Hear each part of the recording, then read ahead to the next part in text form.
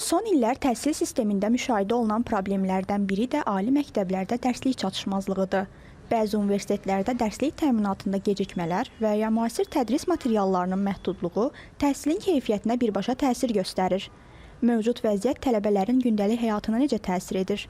Əziyyət çəkirik. Universitetdəkilərə də məktəbdəkilər kimi kitab vəsaitləri verilsə, yaxşı olar tələbələrin rahatlığı üçün. Maddiyyat cəhətdən də bəzən problem yaradır. Yəni demək olar ki, əlimizə düşən məbləği aparıb veririk PDF-lərə. Yəni məncə dərslik verilsə daha yaxşı olar. Kitabları verilməsi bizim üçün daha yaxşı alternativ bir həll yolu ola bilərdi. Nəinki PDF-dən oxumaq. Bəzən olur ki, dərsliklər məhdud sayda olur. Ya da bəzi məbləğ verib almaq məcburiyyətində qalırıq. Bu da bizim büdcəmizdə bəzi problemlər yaradır. İkinci kurs tələbəsi olaraq bu cəhətdən çox əziyyət çəkirəm. Çünki universitetlərdə kitabların sayı məhduddur, amma tələbələrin sayı olduqca çoxdur.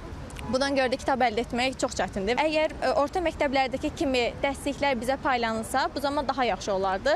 Memarlıq və İnşaat Universitetindən bildirildi ki, hazırda bütün ixtisaslar üzrə tələbələr üçün kifayət qədər dərslik vəsaiti var. Eyni zamanda ali təhsil müəssisəsində ənənəvi kitabxana ilə yanaşı onlayn dərs vəsaitləri də mövcuddur. Azərbaycan Memarlıq və İnşaat Universitetində bütün dərsliklər yüksək səviyyədə həm Azərbaycan dilində, həm rus dilində, həm ingilis dilində. Yəni tədrisin 3 dilində də kitabxanamızda əyani dərs vəsaitləri mövcuddur çox sayda. Bu çox sayda dediyim 500, 1000 nüsxə nəzərdə tutular. Lakin bəzi fənlər var ki, bunlar qeyri-ixtisas fənlərdir, xüsusilə yeni yaranmış fənlərdir. Məsələn, deyək ki, həyat fəaliyyətinin təhlükəsizliyi ilə bağlı, fövqəladə hallarla bağlı. Bilirsiniz, bununla bağlı hələ elmi ədəbiyyat o qədər çox deyil. Çox olmadığı üçün və xüsusilə də deyim ki, əsas fənlər olmadığı üçün, əlavə qeyri-ixtisas fənlər olduğu üçün bu fənlərdən dərsliklərimiz nisbətən azdır. Təhsil məsələləri üzrə ekspert Elçin Əfəndi bildirir ki, ali təhsil müəssisələrində, xüsusilə də Azərbaycan dilində dərslik vəsaiti tapmaq bir qədər çətindir.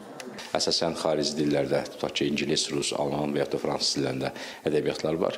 Bunun üçün ali təhsil istiqamətində əsasən düşündüyümüz ondan ibarətdir ki, məhz mövcud ixtisaslara uyğun dərsliklər Azərbaycanda hazırlanmalıdır və tələbələrin ixtiyarına verilməlidir. Düşünürəm ki, burada əgər biz elektron dərsliklərə keçid alarıqsa, bu həm ümumiyyətlə kağız daşıyıcılardan istifadənin qarşısını ala bilər, eyni zamanda ekologiya mühüm töhfə vermiş ola bilər.